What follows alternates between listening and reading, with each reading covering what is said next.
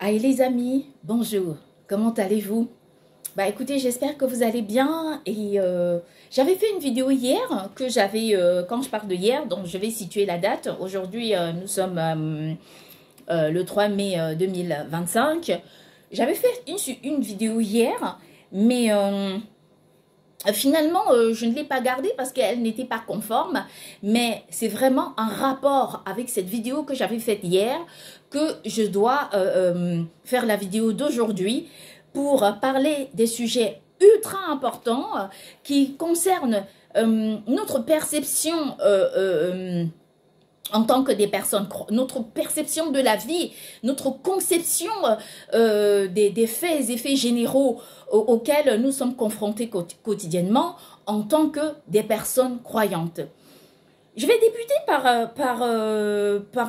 la question de la pauvreté en tant que croyant. Quand vous êtes des personnes croyantes, et quand je dis croyantes, on parle de la croyance en Dieu, en effet, vous devriez refuser la pauvreté. Parce que je vous explique, la pauvreté dans la Bible est considérée comme une sorte de punition. Je réitère, hein. J'ai dit que la conception de la pauvreté biblique est considérée comme une sorte de châtiment divin qui vous met en fait à mal pour vous permettre de vous remettre en question par rapport à vos agissements. Je vous explique la conception de la pauvreté en tant qu'enfant de Dieu. Vous ne devriez pas accepter. La pauvreté est tout sauf normale.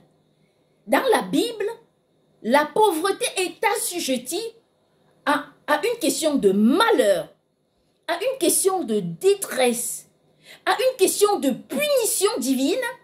Et c'est pour ça qu'il ne faut pas se fier à la pauvreté en tant que réponse ou en tant que doctrine religieuse. Parce que nous devons nous battre pour détruire, amen, pour détruire ce dogme, cette idéologie, cette science de l'inculcation de la pauvreté dans la mentalité humaine comme étant une réponse collective à la croyance en Dieu. Si vous êtes des croyants en Dieu, je vous interdis de normaliser la pauvreté. Parce que la pauvreté revêt toutes sortes de fléaux, sauf ce qui est bien. La pauvreté est un état de maladie dans la santé. La pauvreté est un état de faiblesse absolue dans l'abondance. La pauvreté est un état de détresse au milieu de la joie. Je ne sais pas si vous comprenez ce que je dois dire. S'il faut que j'insiste sur un autre exemple, alors je vais insister. La pauvreté, ce sont des pleurs au milieu des rires. La pauvreté, c'est la tempête à côté d'un beau temps. La pauvreté, c'est un châtiment divin que Dieu envoie envers des gens pour les appeler à la régularité, à la régularisation, à la normalisation de leur mentalité. En tant que croyant, si vous acceptez le dogme, la science, le parchemin de la pauvreté, alors vous n'êtes pas enfant de Dieu. Alors vous êtes soumis au malheur. Or, le malheur est pour Dieu considéré comme une punition envers ses enfants quand ses enfants ne l'écoutent pas. Je ne sais pas si vous comprenez ce que je dois dire. Quand on prend par exemple un exemple qui est très simple pour comprendre le concept pauvreté, de ce retrait de l'abondance, nous pouvons nous fier au livre des Deutéronomes. Que dit Dieu dans le livre des Deutéronomes? Qu'est-ce que Dieu enseigne au prophète Moïse? Il dit, si vous écoutez mes commandements, si vous marchez comme je vous demande, si vous suivez mes lois, alors je vous apporterai l'abondance, la pluie en son temps. Vous mangerez encore de l'ancienne récolte quand la nouvelle sera déjà arrivée. Vos greniers seront pleins et remplis. Mais si vous n'écoutez pas, alors je vous enverrai des fléaux, la pauvreté, ainsi de suite. Et tous ces malheurs sont des retraits de l'abondance que vous pouvez avoir. Ça veut dire que Dieu vous punit par l'appauvrissement. Si en tant qu'enfant de Dieu, vous acceptez la pauvreté, alors vous n'êtes pas enfant de Dieu. Alors vous n'êtes pas du tout enfant de Dieu. Vous ne méritez pas sa bonté, parce que Dieu est abondance. Et d'ailleurs, quand je dis ceci, vous devriez comprendre la réalité. Parce que les dires du prophète Moïse sont très clairs.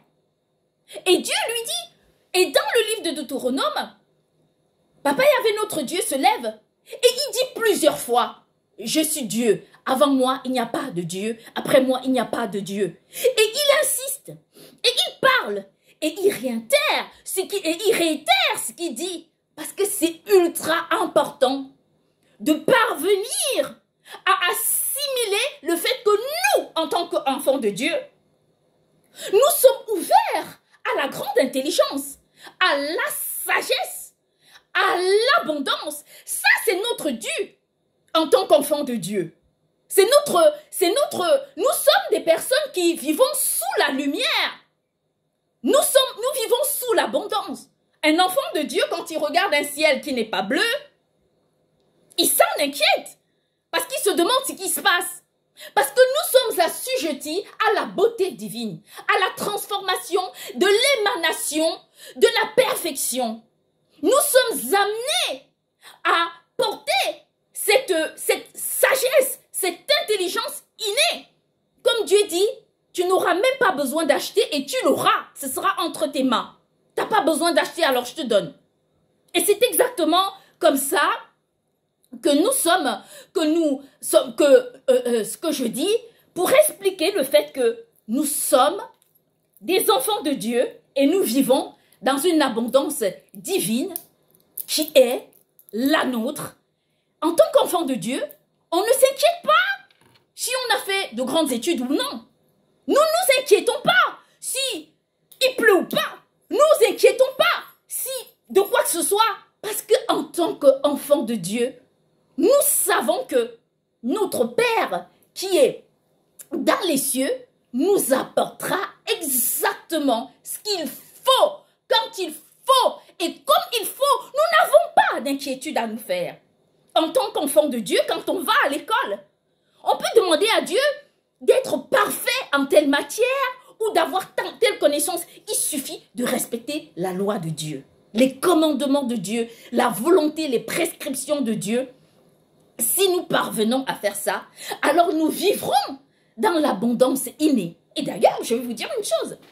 Je ne vois pas pourquoi quelqu'un peut normaliser la pauvreté. Lorsque une maman, par exemple, demande à un enfant, à sa fille de faire la cuisine, et que sa fille lui dit non, alors comment elle réagit? Quand la maman fait la cuisine, elle dit à sa fille, je ne t'en donne pas. Alors, qu'est-ce qu'elle fait? Elle appauvrit sa fille de nourriture. Pourquoi? Parce que sa fille ne l'a pas écoutée. Par exemple, quand une personne, je ne sais pas, quand une personne ne travaille pas et ne cherche pas à gagner de l'argent, qu'est-ce qui se passe? La personne devient pauvre parce qu'elle ne travaille pas, parce qu'on lui donne du travail et elle ne travaille pas. Et alors, qu'est-ce qui se passe? C'est l'appauvrissement. Vous voyez ce que je vais dire? L'appauvrissement est un châtiment et non pas... Alors, être Être pauvre, c'est un châtiment, c'est une punition, c'est un acharnement qu'on fait sur autrui contre autrui pour réduire ses capacités vitales.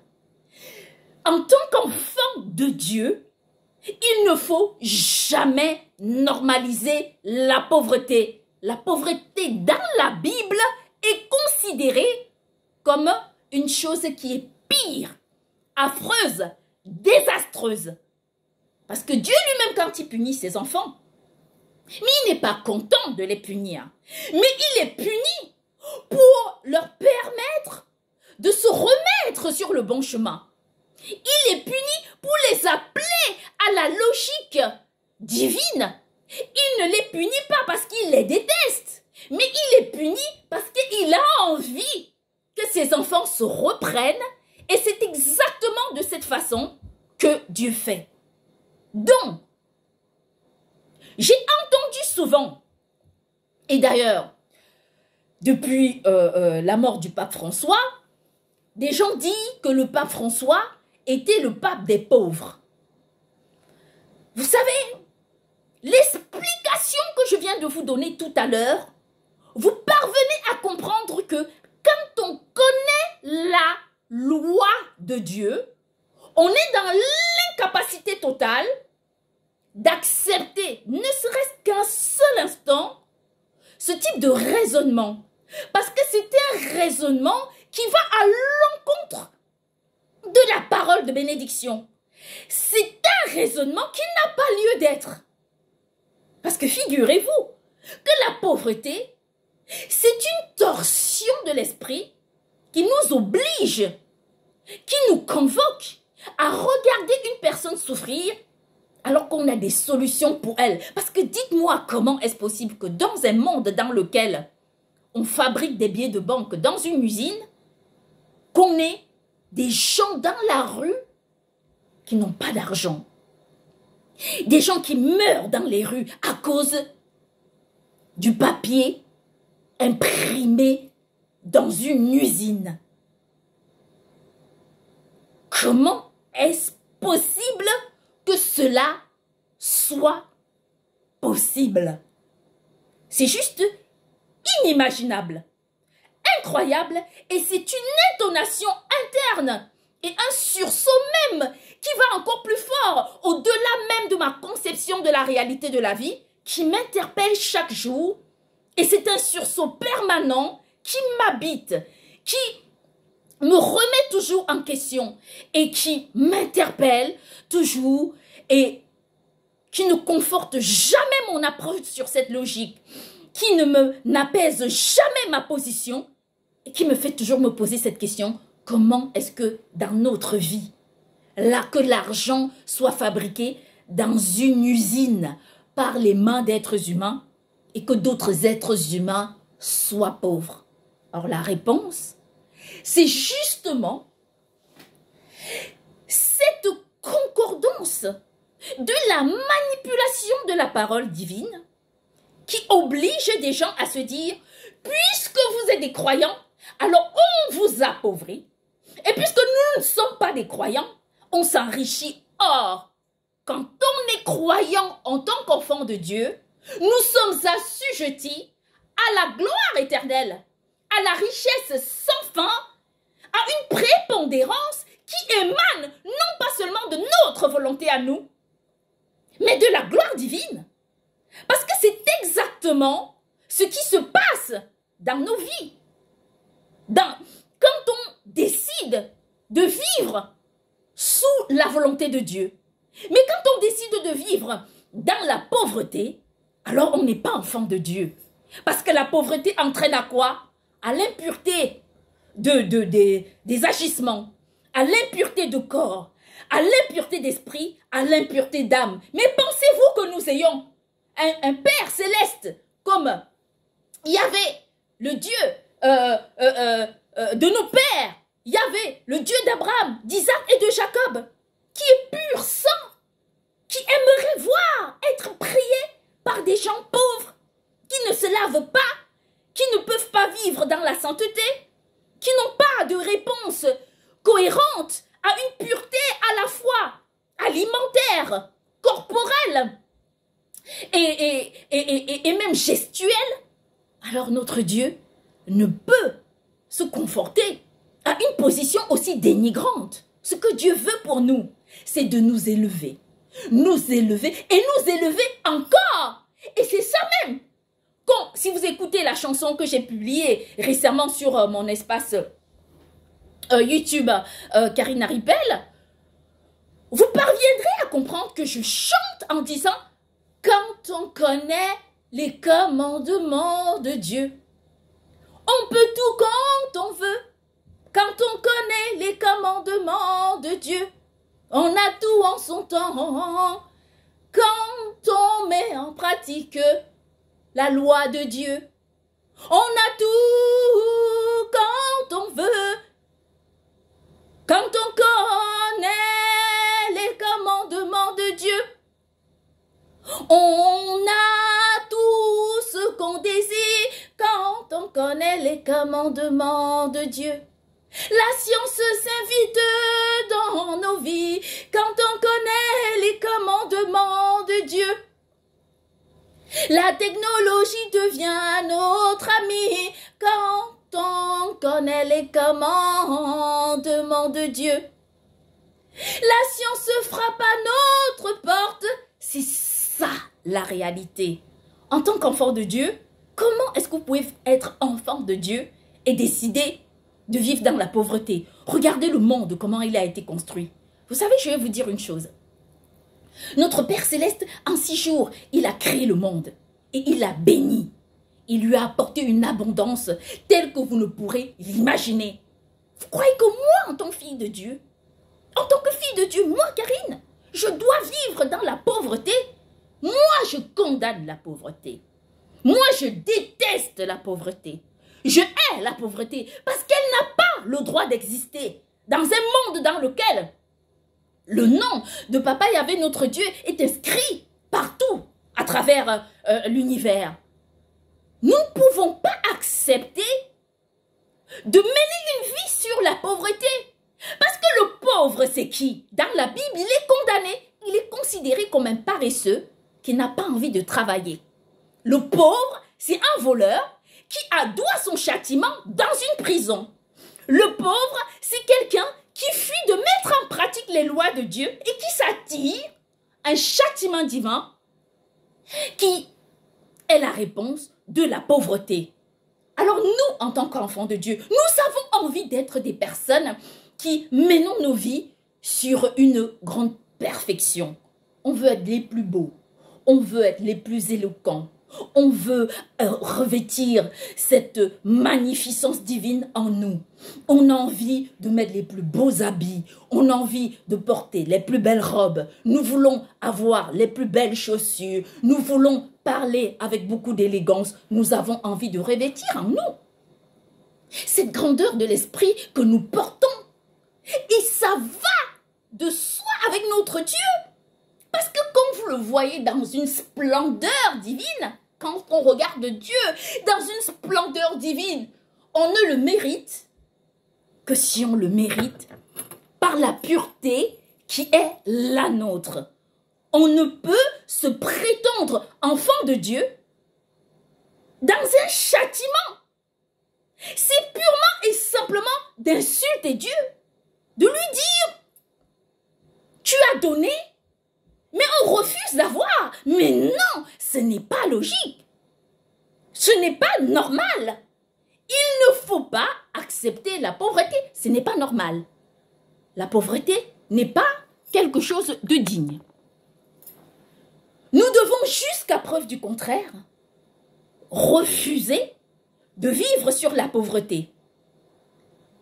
Pourquoi Dieu dit « je soutiens l'orphelin » et le pauvre? Mais parce que c'est anormal de vivre dans la pauvreté. Et je vous ai expliqué cette question sur la pauvreté. La pauvreté est un dogme politisé qui existe depuis la nuit des temps par des gens qui ne comprennent pas que le partage des richesses, c'est une façon d'équilibrer la vie. Ces personnes utilisent la richesse comme la carte de la domination, comme le reflet du pouvoir, comme l'objet du châtiment envers d'autres. Et ça fonctionne. Parce que l'irrégularité des richesses dans le monde, parce que le dénigrement d'une partie du monde fonctionne, d'autant plus que quand on vit dans un état de pauvreté, on n'a pas de moyens, on ne peut pas s'offrir ce dont on a besoin, on ne peut pas être ce qu'on veut être. La pauvreté est tout sauf normale. Et donc, cette élite de l'enrichissement excessif utilise la pauvreté comme une destruction d'une caste sociale qui se retrouve anéantie par le manque de moyens financiers, par un manque absolu du travail, par un manque absolu de revenus, et doit se plier obligatoirement sous l'ordre du complot de l'appauvrissement. En effet, les personnes qui soutiennent l'appauvrissement, ce sont des ennemis de Dieu parce qu'il n'y a pas de raison. Des gens qui travaillent ont besoin de résultats. Dans la vie, il peut y avoir du travail pour tout le monde. Si le monde le veut, on peut réécrire un autre scénario. Et le prochain scénario, c'est quoi? Us. Nous. Ensemble. Tout le monde a la possibilité de s'enrichir. Et c'est ça une réalité divine que je veux vous expliquer. Dans le monde, on ne peut pas se permettre ce laxisme de l'esprit qui nous oblige à accepter que certaines personnes puissent s'appauvrir. Ce n'est pas normal. Ce n'est pas juste. C'est-à-dire que on punit à la fois le parent, les enfants et des générations. Pourquoi? Mais pour des raisons qui sont insensées. Dans un monde dans lequel l'argent est fabriqué dans une usine. On n'a pas à être pauvre. On ne doit pas devenir pauvre. Et il n'y a pas de raison que crée l'appauvrissement. La pauvreté dans le monde est une pyrolyse. C'est une catalyse qui détruit des vies sur des générations. Et des générations, nous ne pouvons pas tolérer l'appauvrissement des personnes. Ce n'est pas normal d'appauvrir des gens. Pour une raison, c'est que pour nous, en tant que des fervents croyants en Dieu, c'est une punition divine. Ce n'est pas une bénédiction. La pauvreté n'est pas une bénédiction. C'est une punition face aux personnes qui ont fait quelque chose.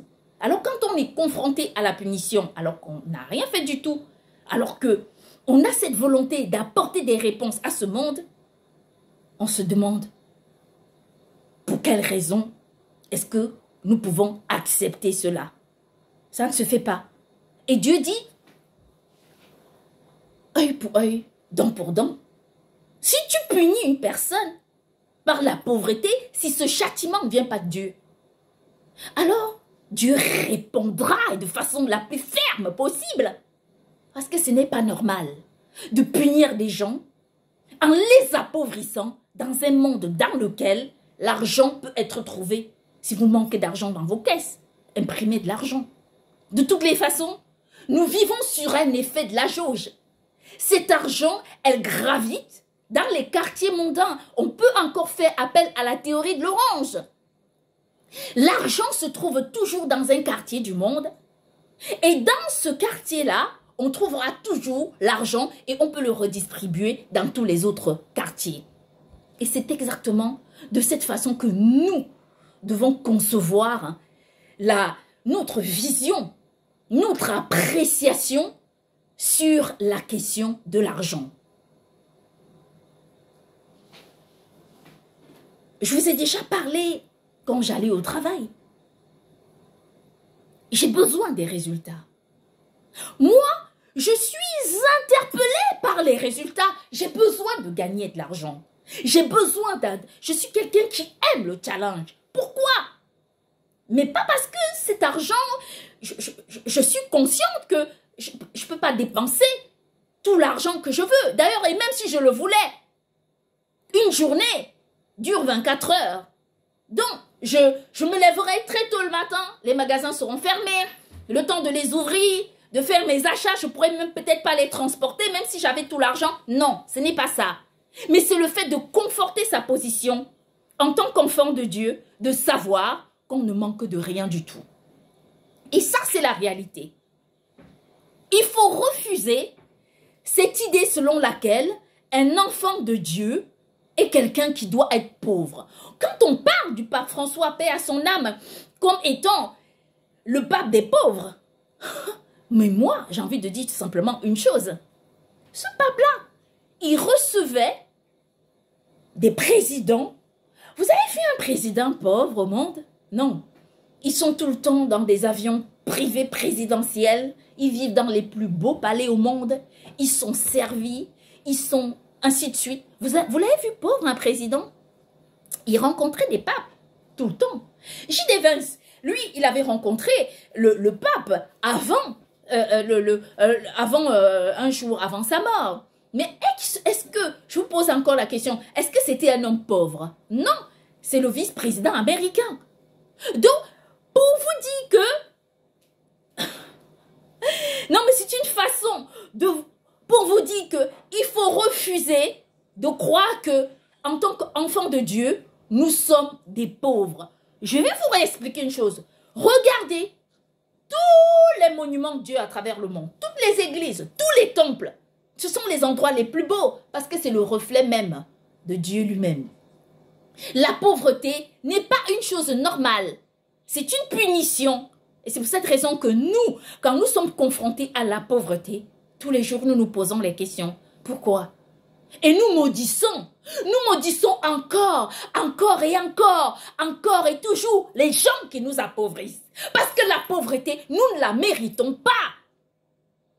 Parce que nous reconnaissons que la pauvreté n'est pas assujettie à notre façon de faire. Parce que nous sommes des gens qui aimons travailler, qui avons envie d'apporter des réponses cohérentes à l'enrichissement, non pas simplement intellectuel, moral, mais aussi financière à travers le monde, en utilisant la parole de Papa Yahvé notre Dieu pour diffuser ce message que nous avons envie d'apporter au cœur du monde entier. Et c'est à ça que nous devons nous en tenir. Comprendre que ce n'est pas normal d'utiliser ne serait-ce que c'est ce terme, ni aujourd'hui, ni demain, ni après-demain, visant à dire, à utiliser le nom de Papa Yahvé, comme je le dis sur ma page YouTube, non Facebook, je dis God is greatest. Dieu est tellement grand. Et vous croyez que notre Père Céleste se contenterait à l'assujettir à un sujet, à une attribution de la pauvreté? Quel Dieu? Pas le nôtre en tout cas. Pas celui que je connais. Celui que je connais, c'est celui qui a créé le ciel et la terre. Alors comment pouvez-vous m'expliquer que lui qui a tant donné de l'abondance, quand vous êtes partout, il y a une abondance dans le monde qui est incroyable. La journée, le monde s'illumine. Il n'y a pas besoin d'acheter, de payer l'électricité. Imaginez quand une entreprise d'électricité donne de l'électricité à une personne. Qu'est-ce qu'elle fait? Ce sont des factures sans fin qu'il faut payer. Est-ce que le jour tel qu'il est, avec ce soleil qui est là, une belle émanation. Je pourrais me positionner comme ça, vous verrez le soleil au-dessus de ma tête. Est-ce que j'ai besoin de payer? Non. Le jour s'allume seul. C'est une abondance divine. Le jour prend son temps. Comme en langue bamileke, on appelle le jour Nji. Et progressivement, à midi, quand le jour se lève, on dit Njile. Ça veut dire que le jour s'est éclairci. Je vais dire cela et je vais interpeller mes frères du monde à comprendre que leur logique dans la gérance de nos vies n'est pas une gestion. Parce que la langue bamileke explique exactement ce processus même du développement d'une journée. Le matin, je réitère, on dit Nji lait. Ça veut dire que le jour s'est éclairci. À midi, on dit Mochi, le feu du repas. C'est l'heure où il faut manger. L'après-midi, on dit Bouenji, le jour se fatigue. Et dans la nuit, qu'est-ce qu'on dit? Ça, je vais vous apprendre. Et je me moque de vous parce que je connais l'idéologie que vous avez. Parce que vous pensez à des choses qui n'existent presque pas. La nuit, qu'est-ce qu'on dit? On dit Njishen. Ça veut dire quoi? Ça veut dire que le jour s'est assombri. Le jour est linéaire avec des variations que vous le vouliez, que vous ne le vouliez pas. Ça, c'est dit dans la langue des dieux. Et c'est un confort qui est commun, une voix qui est commune, généralisée. Je vous invite à cette interprétation avant de faire de la nuit le moment où vous allez faire ceci ou cela. Sachez que c'est juste le jour qui s'est assombri. Et c'est ça la réalité des faits. Donc, je vais vous interpeller à comprendre que quand on gère des gens, on ne gère pas la pauvreté.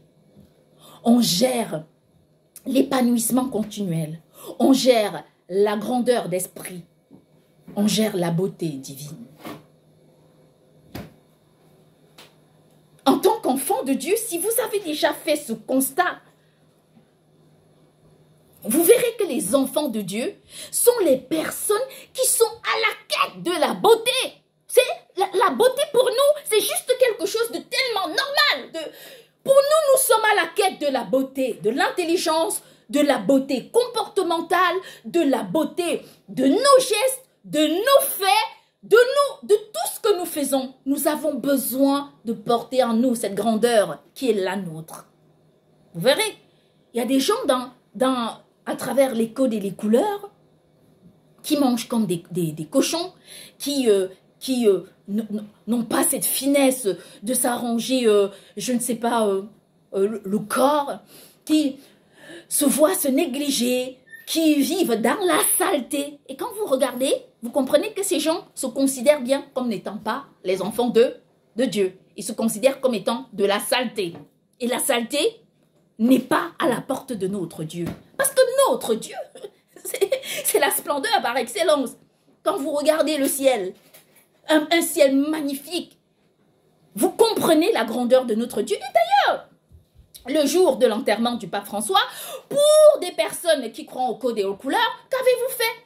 Vous avez dit que, puisque le pape devait être enterré le 6e jour, et puisque l'heure était bien centralisée pour ceci, le ciel devait être rouge ou noir ou ceci, cela, le ciel a été bleu.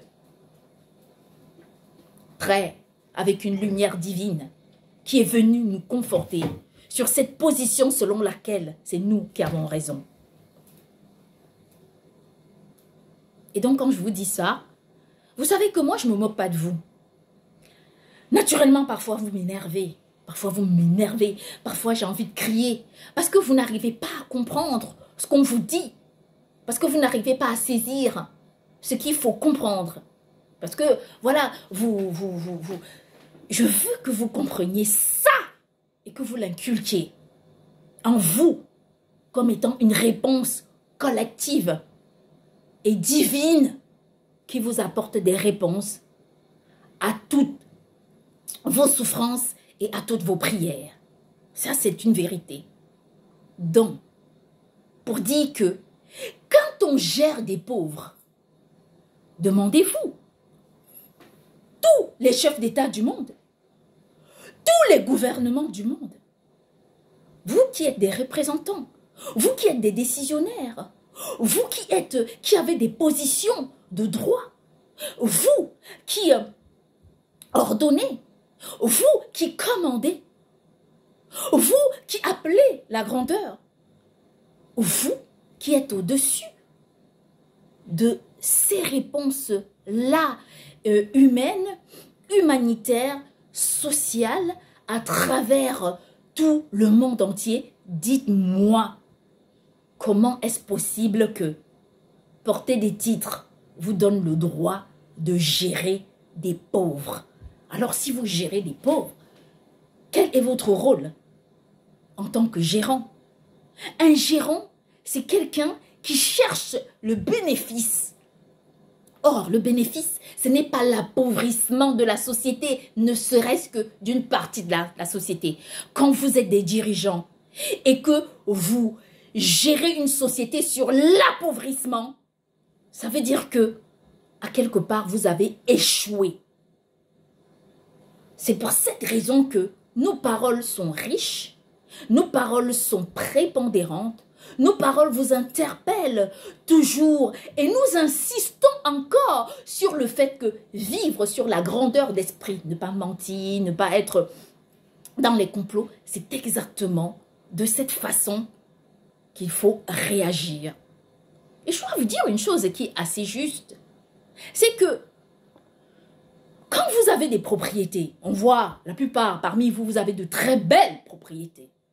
Hein? Ce ne sont pas des propriétés de pauvres, ce sont des propriétés dont vous vous sentez légitime de les posséder. C'est normal. Personne ne vous dit non. Vous possédez ces propriétés. Vous avez envie de les voir belles, propres. Mais quand vous voyez une partie de votre... Imaginez que vous ayez un château. Voilà. Et qu'une partie de votre propriété soit complètement moche, délabrée, sale. Vous n'aimerez pas. Vous n'aimerez pas y aller. Quand vos invités arrivent, vous avez honte de les y conduire. Parce que ce n'est pas beau. Ça ne reflète pas votre niveau. Donc ce que vous voulez, c'est avoir une propriété qui est majestueuse, qui est incroyable. Et que vous promenez tous vos convives à ces endroits pour leur montrer combien ce que vous possédez est beau. Alors pourquoi vous pensez que quand vous avez une propriété, il faut bien la gérer et que le monde doit avoir le monde? Les pays au sein desquels vous êtes des représentants, il devrait y avoir une partie où les gens devraient être dans l'abondance et une autre partie où les gens doivent être dans la pauvreté. Et c'est à cette vigilance que nous appelons. Je sais que dans votre réticence, vous ne comprendriez pas. Mais je vous rassure que si vous mettez le plus beau costume au monde et vous portez un chapeau qui est complètement détruit, sale, la plupart des personnes qui vous rencontreront ne s'y intéresseront pas. Peu importe. Parce que ça fait partie de la normalité. Il faut être à la quête du meilleur, de la meilleure possibilité, de la meilleure perspective, de la meilleure réponse. D'ailleurs, d'abord même pour soi, avant que ce soit pour les autres. C'est ça la réalité. Et donc, pourquoi les enfants de Dieu travaillent avec un grand acharnement? Mais naturellement, parce qu'ils veulent gagner de l'argent. Et parce qu'ils savent que pour gagner de l'argent, il faut travailler. Il ne faut pas se tuer, se détruire.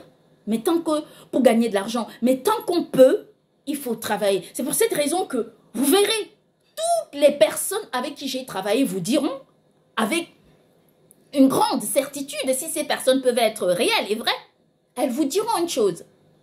Karine, ce qu'elle veut, c'est gagner de l'argent et se positionner en tant que challenger et leader. Moi, dans ma vie, je suis quelqu'un qui aime le challenge. Non pas parce que c'est pour détruire les gens. Non. La plupart du temps, j'ai travaillé à des endroits, dans des magasins où parfois je faisais le double du chiffre d'affaires de mes collègues, mais nous étions en association. Le problème, ce n'est pas ça. C'est que j'ai envie de gagner, moi. Je veux gagner de l'argent. Je veux gagner parce que dans mon esprit, j'ai un esprit qui est clair, qui est assujetti à la grandeur, à l'élévation. Donc moi, j'ai envie de gagner. C'est pour cette raison que quand je donne un conseil à une personne, je trouve tous les arguments possibles. Je vais dans son cœur, je cherche toutes sortes de cases qui n'ont pas encore été nettoyées. J'entre dans sa tête, je vais partout dans son être. Je parcours tout son univers jusqu'à réussir à trouver ce qu'il faut pour l'aider. Je suis quelqu'un, je suis une personne comme ça. Parce que quand on a la capacité de gérer des gens, il faut être capable de leur apporter des solutions de grandeur. Vous verrez quand on voit les enfants de Dieu marcher. Dans la Bible, il est souvent écrit, quand on parle des prophètes, on dit souvent de certains prophètes qui marchaient comme un lion. Parce qu'il pose ses pieds avec une élégance en surveillant toute sa silhouette. Et c'est ça qui est beau. Et dans la Bible, parfois, quand Dieu dit, il y a des choses que tu dois faire et certaines que tu ne feras jamais. C'est-à-dire, il dit souvent, tu oublieras très rapidement que tu étais en train de poser tes pieds et de marcher en te vantant. Et ça fait partie de notre histoire, de l'histoire. Nous sommes l'émanation même de la beauté par un camp de sens. Nous ne pouvons pas, nous permettre d'accepter, de vivre, d'accepter la pauvreté. Ça ne fait pas partie de notre univers. Nous ne sommes pas des gens comme ça. Dans notre conception en tant qu'enfants de Dieu, nous avons envie de vivre dans des endroits de lumière, dans des endroits de la beauté. Quand quelqu'un nous assujettit à la pauvreté, que fait Papa Yahvé notre Dieu? Il leur répond jusqu'à preuve du contraire. Il rend, même s'il faut, appauvrir cette personne de la façon la plus désastreuse au monde. Notre Dieu le fait. Vous savez pourquoi? Parce qu'un enfant qui prie, qui aime Dieu, qui sert Dieu, qui est toujours là à comprendre les volontés de Dieu, Dieu se demande, mais pourquoi vous punissez mon enfant? Pourquoi? Et c'est à ça que j'appelle tous les représentants du monde à comprendre une chose. Vous ne pouvez pas vous permettre de gérer le monde et de gérer la pauvreté. La pauvreté, c'est un échec. La victoire, c'est l'élévation. Si vous me dites, nous avons recensé un certain nombre de pauvres, comme dans des langages politiques nous entendons souvent, il faut quand même avoir honte de vous. Et à un moment donné, il faut quand même vous dire, pourquoi est-ce que nous gérons la pauvreté? C'est un peu comme si, voilà, à midi, vous avez envie de manger, vous allez à la cuisine, il n'y a rien du tout. Bah, ce que vous avez, c'est pas grand-chose. Voilà, vous ne pouvez pas manger. Ça, c'est la pauvreté. Et ce n'est pas normal. C'est pour cette raison que moi, il y a des gens qui me disent, oui, on va la rendre tellement pauvre que moi, je n'ai aucun problème. Mais si vous me rendez pauvre, je vous rassure que j'entrerai dans un jeûne sans fin jusqu'à ce que la pauvreté vous engloutisse. Et si je vous le dis, croyez-moi, je vous le jure sur le nom de Dieu, c'est la vérité. Je hais la pauvreté. Je déteste la pauvreté parce que ce n'est pas normal d'appauvrir une personne. Vous mettez Dieu en concurrence quand vous appauvrissez une personne. Comment quelqu'un peut être capable de travailler? Comment une personne peut être capable d'apporter autant au monde et vous lui réduisez ses forces tout simplement parce que vous ne comprenez pas cette importance de la gestion du monde et non pas de sa gérance. La gérance, c'est un parcours de volonté pour gestionner une activité. Quand on est gestionnaire, on répond à toutes les questions. Quand on est gérant, on regarde et on prend des décisions. Alors, quand vous vous comportez comme des gérants, nous nous comportons comme des gestionnaires. Parce que c'est exactement ce que nous sommes. On aime les réponses de fond. On aime comprendre toutes les situations pour les mettre en pratique, en exergue, comme vous voulez. Donc, pour dire que arrêtez de nous faire croire que les croyants sont des pauvres. Le Vatican, c'est le pays le plus riche au monde. Qui c'est qui enrichit le Vatican? C'est vous? Non, ce sont les croyants, les enfants de Dieu. Parce que comme disent les Espagnols, muchos pocos hacen un mucho. Beaucoup de petits font un grand. Et dans un monde, on peut créer un collectif avec des gens qui soient capables de payer. Ça, je viens rire, moi, quand on nous dit l'impôt sur le revenu est indexé. Ah, c'est parfait. Mais quand je paye une facture EDF indexée au même taux qu'un gars qui est millionnaire, milliardaire, moi je me demande, quelle est la logique dans cette gérance? Où est la logique? Il n'y a pas de logique. Parce que en fonction, pour aménager la société en restant dans votre système, ce système qui est complètement, c'est un système de gérance et non pas de gestion, on peut, je le dis avec beaucoup d'humilité, parce que là, j'essaye, je commence déjà un tout petit peu à m'énerver, mais je vais revenir dans l'humilité. Il faut parvenir à comprendre que il y a rien, en fait, la plupart des travaux ne sont pas faits dans ce monde. Vous savez, récemment, j'ai entendu quelque chose d'assez terrible. Il y a des gens qui me disaient, oui, vous avez fait le choix des personnes, quoi que ce soit du satanisme, blablacar dans le monde, le truc habituel, où les gens, vous savez, vous êtes vraiment très forts dans ce genre de choses. Vous allez au marché, vous achetez un tissu bien rouge ou bien noir. Vous venez à la maison, vous cousez le tissu. Vous donnez la forme que vous voulez. Et vous portez. Vous, qui avez, par exemple, un vêtement tout à l'heure de telle couleur ou de telle autre, vous faites ça. Et une fois que vous avez porté ce vêtement que vous avez acheté par vous-même, que vous avez cousu par vous-même, vous commencez à dire, ah oui, nous sommes... Mais arrêtez d'être fou. Rappelez-vous que c'est vous qui avez acheté le tissu. Rappelez-vous que c'est vous qui avez fait ce que vous avez fait.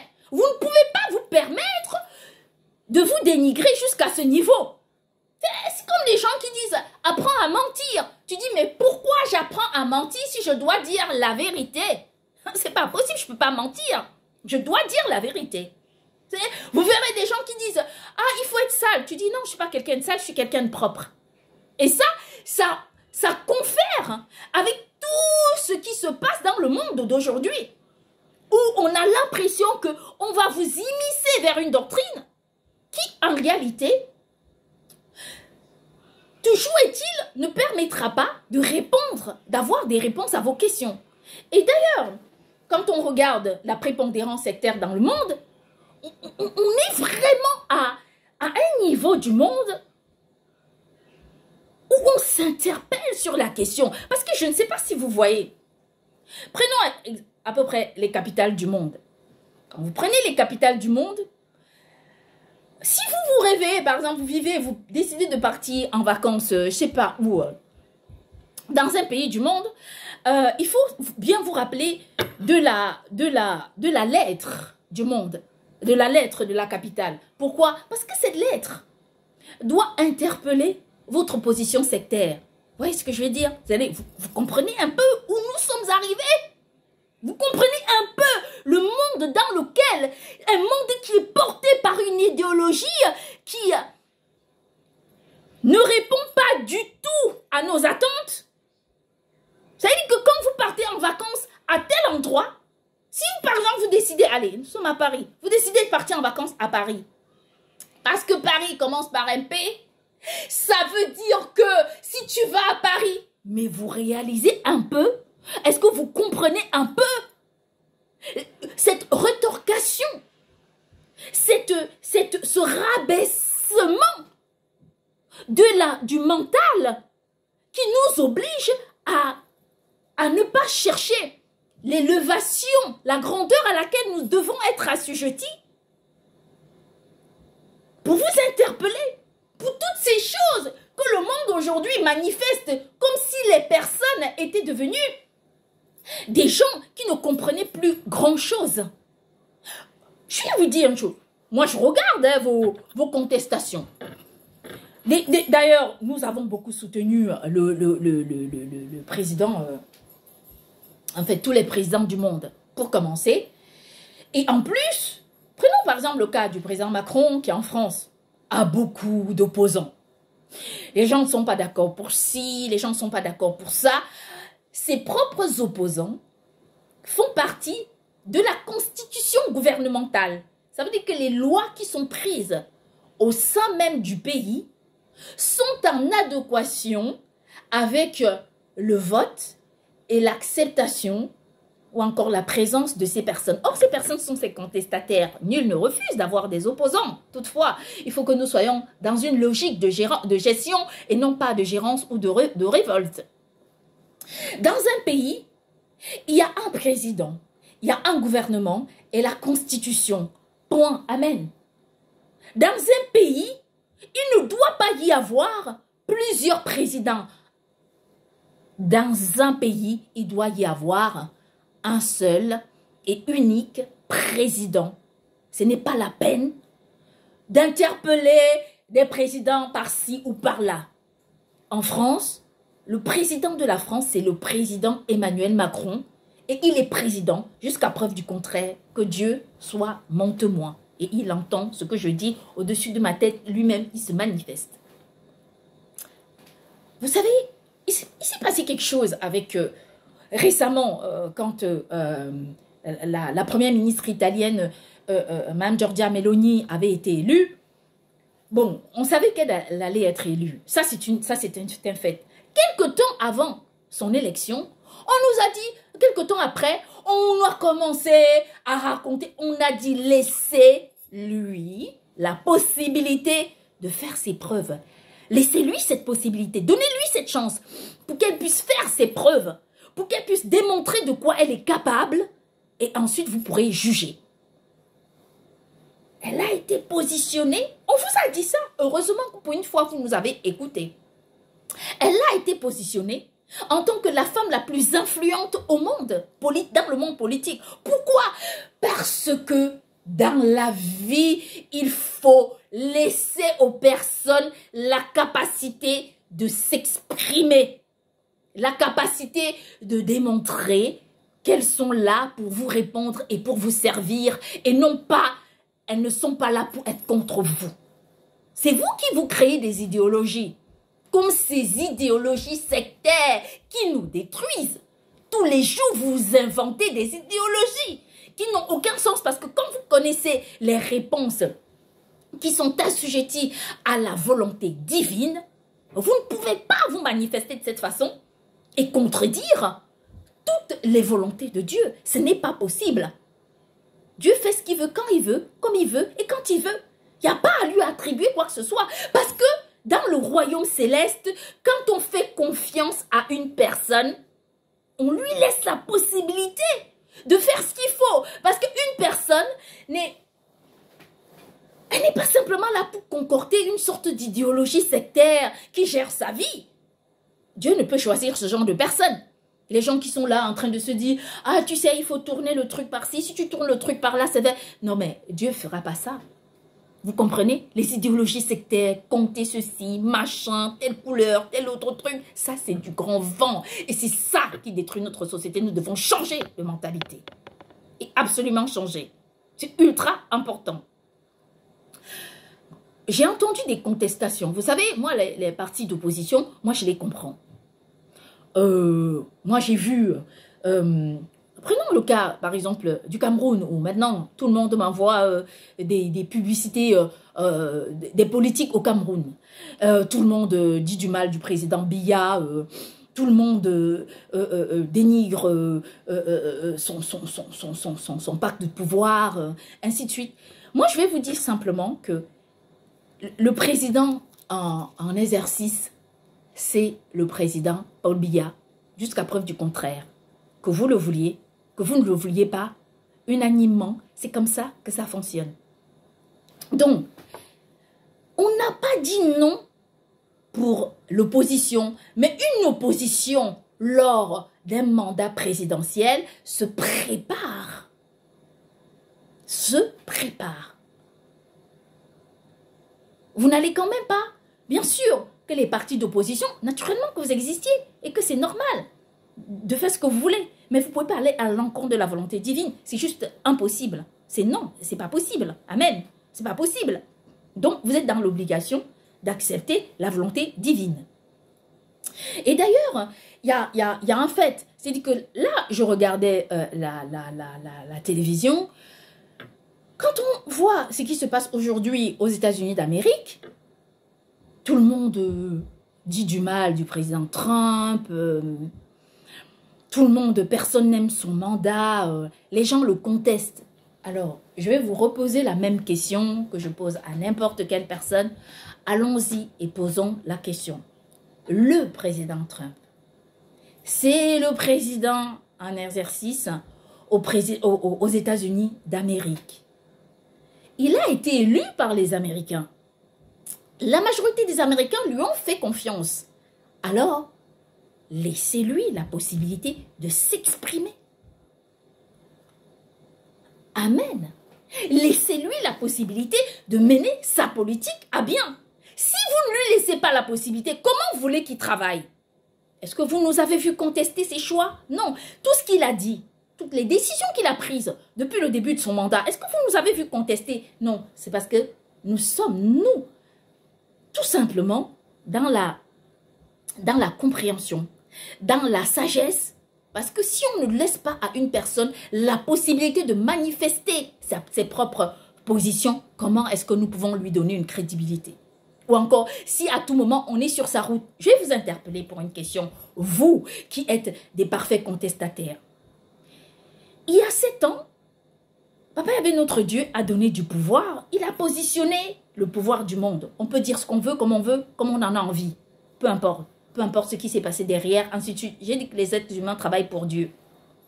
Parfois, Papa Yahvé notre Dieu fait des choses pour nous guérir, pour nous soigner ou encore pour nous enlever d'un problème grave qui aurait pu nous arriver. Peut-être que là, c'était une façon de nous sauver différemment. Moi, j'ai confiance en Dieu et donc, je pense que oui, ça aussi, nous avons la capacité de comprendre les choses de cette façon. Peu importe d'où le problème vient.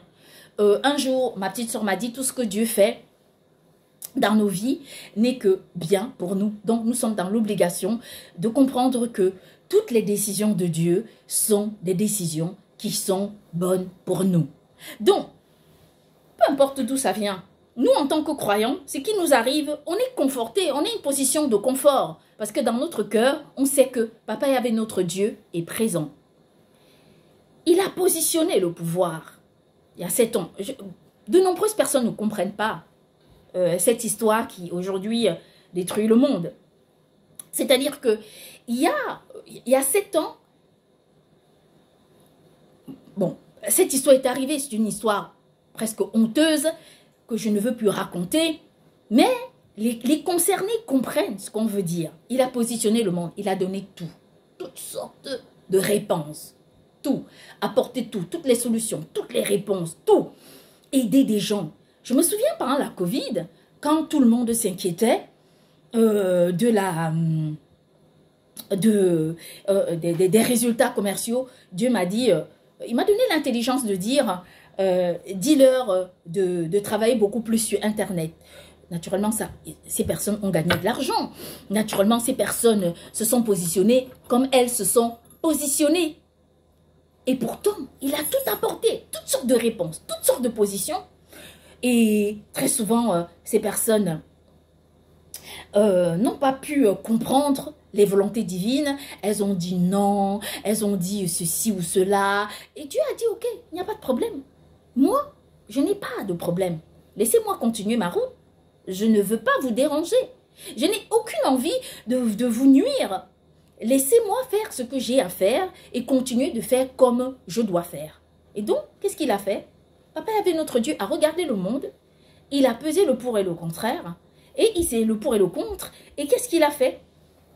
Il s'est dit, je vais orienter la position de mon monde différemment.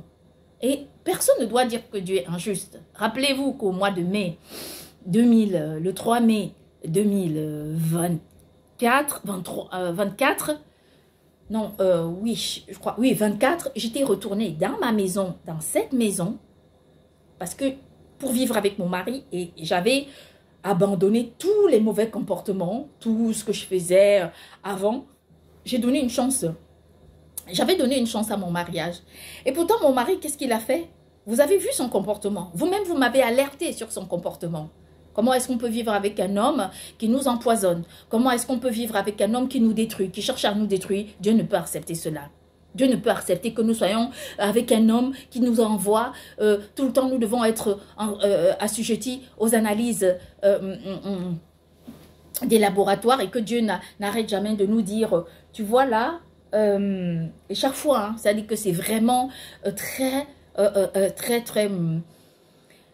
tout le temps, Dieu me dit, fais attention à ces gens. Si tu mets tes pieds là, tu seras tout le temps dans des laboratoires d'analyse médicaux. Fais attention. Et donc, analyse médicale, oui, autant pour moi. Et donc, vous comprenez que quand Dieu donne du pouvoir, les gens ne veulent pas. Dieu ne peut jamais nous forcer.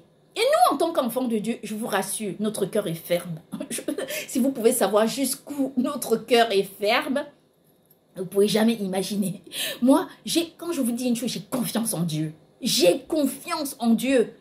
Là où l'être humain vous pousse et se dit, c'est là que tu vas échouer, c'est là que Dieu nous élève. Et il leur répond. Et Dieu leur répond. Dieu répond à toutes ces personnes malsaines qui nous détruisent. Et Dieu, quand il veut élever une personne, il donne toutes sortes de possibilités pour permettre à l'élévation. Si la personne dit non, Dieu n'est pas là pour nous forcer. Dieu continue sa route, mais il donne la force. C'est comme les gérants du monde. Dieu leur donne la force pour apporter les bonnes réponses aux problèmes du monde. Donc, il faut leur laisser cette capacité de démontrer de quoi elles sont capables. Et ça, j'en parlais. Vous savez que la question de l'appauvrissement à travers le monde est une question qui détruit des générations. Il m'est arrivé de rencontrer une jeune femme, j'ai rencontré une jeune femme il y a quelque temps qui était complètement détruite. C'est la société qui l'avait détruite. Pourquoi? Parce qu'il y a des personnes qui n'ont de réponse à leurs problèmes, comme des gens qui dorment à la rue parce qu'elles n'ont pas d'argent, parce que ces personnes ont perdu la dignité. En effet, ces personnes se noient dans l'alcool parce qu'elles pensent que c'est ce qui va répondre à leurs questions. Or, non, il ne faut pas le faire. Parce qu'en réalité, la bouteille même de l'alcool ne représente rien par rapport à votre propre taille. Parfois, même un grain de cheveux est plus long qu'une bouteille d'alcool. Et donc, si vous vous permettez de vous détruire, de décimer vos vies à cause de l'alcool, on vous dira que ce n'est pas la bonne solution. Dans une vie, bien sûr que nous traversons des moments très difficiles, des moments très compliqués. Mais nous devons toujours être capables de partir au milieu de ce foutoir de la gérance humaine, trouver nos propres réponses. Positionner nos vies dans une main, dans un quartier, utiliser la théorie de l'orange pour réussir à nous positionner et à poser nos mains. Voici une théorie. L'orange, c'est quoi? Vous connaissez ce que c'est que l'orange? C'est moi qui ai créé cette théorie, qui ai mis en place cette théorie. L'orange, c'est quoi? En Afrique, on appelle l'orange Puma. Ça veut dire que la main de la mer. Puma, donc si on peut dire la main de la mer. Alors, quand Dieu m'avait demandé de parler de la théorie de l'orange, en fait, j'ai parlé de cette théorie-là en me basant sur cette idéologie. En fait, quand j'avais parlé de la théorie, après, Dieu m'a demandé, est-ce que tu sais pourquoi je t'ai demandé de parler de cette théorie? J'ai dit non. Il a dit non, mais parce que Puma, ça dit que c'est la main de la maman. C'est ce que ça veut dire. Et donc, si vous positionnez votre main comme ça, vous allez voir, ça a la forme de l'orange quand même. Donc, les quartiers de l'orange, c'est un peu la représentation de la main. Et comme parfois dans certains quartiers, dans certains oranges, les quartiers sont beaucoup plus importants. Donc, vous pouvez positionner votre main, si vous n'avez pas une orange et si vous ne voulez pas éplucher, vous positionnez votre main et vous vous demandez, si je deviens alcoolique, qu'est-ce qui va se passer dans ma vie? Voilà une perspective. Vous notez, vous faites des cases et vous notez les perspectives pour essayer de vous soigner. Parce que ce n'est pas en vous noyant dans l'alcool que vous allez résoudre vos problèmes et les drogues. Et ainsi de suite. J'ai fait des vidéos pour expliquer aux personnes qu'elles avaient la possibilité de gagner leur vie sans forcément vendre des produits illicites. Naturellement, quand je dis ça, il y a des gens qui me disent « Ah oui, non, mais pour qui Karine se prend ?» Non, ce n'est pas parce que je me prends pour quelqu'un de mieux ou de pas mieux. C'est tout simplement parce que je sais et je suis consciente que c'est possible. C'est tout simplement parce que je comprends qu'il y a cette capacité de faire ce qu'il faut faire et de pouvoir réussir sans aucun problème. Parce que je le sais et que j'en suis consciente et que nous avons la capacité de gérer le monde en tant que des gestionnaires et non pas en tant que des gérants. Ce n'est pas normal. Nous ne pouvons pas nous permettre de gérer la pauvreté. Nous ne pouvons pas nous permettre de gérer la misère ou gérer les codes et les couleurs. Nous devons gérer le monde en tant que des personnes qui portons en nous une force divine qui peut nous permettre d'apporter des réponses cohérentes à la souffrance du monde. Jusqu'à quand les êtres humains vont-ils gérer la pauvreté? Jusqu'à quand les êtres humains vont-ils gérer les maladies, gérer la détresse du monde, gérer toutes ces choses que vous nous apportez, ces numéros à gratter, ces codes, ces couleurs, toutes ces choses qui nous détruisent tous les jours? Ça, c'est la pauvreté mentale. La véritable élévation, c'est le conformisme même de l'acceptation de la grandeur. Et c'est ça qui est beau. Vous voyez des gens qui se disent, on est des, je sais même plus comment. Les enfants de Dieu sont les enfants qui sont élevés à un rang pour apporter des solutions cohérentes, des solutions de grandeur à travers le monde entier. Donc, ce n'est pas normal d'accepter de gérer la pauvreté, les sectes, les codes et les couleurs, ainsi de suite. Ce n'est pas normal. Quand on est assujetti à ça, on passe le temps à nous poser des questions en disant « mais d'où est-ce que ça vient ?» Parce que c'est de liberté que nous avons. C'est de liberté que nous revêtons, la liberté divine dont j'ai souvent parlé. Depuis notre existence, nous sommes libres. Naturellement, tout le monde connaît le cycle de la... tout le monde connaît la métamorphose de la gestation. Qu'est-ce qui se passe? C'est-à-dire qu'au moment de la gestation, l'enfant se développe seul. Il y a des spermatozoïdes qui ne se développent pas. Mais l'enfant se développe seul, vit seul dans le ventre de ses parents, grandit seul. Et au moment où l'enfant doit sortir du ventre, l'enfant frappe à la porte et l'enfant arrive dans le monde. Donc, pour vous dire quoi? C'est une façon de vous appeler à l'élévation, de vous appeler à la grandeur de l'esprit, de vous appeler à cette acceptation à cette vision de la vie qui peut nous porter à l'élévation. Arrêtez de gérer la pauvreté.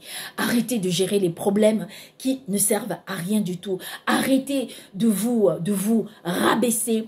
Arrêtez de vous placer dans des positions qui sont défavorables pour vous, pour les générations à venir, pour le futur de la vie. Parce que nous recherchons des réponses qui peuvent être en adéquation avec à la fois la logique divine, à la fois la logique des commandements de Dieu et à la fois une aide divine à apporter dans ce monde qui est le monde de Dieu. Donc nous ne pouvons pas nous permettre cette facilité, cette légèreté de passer nos vies à gérer les codes, les couleurs. Nous devons gérer la grandeur.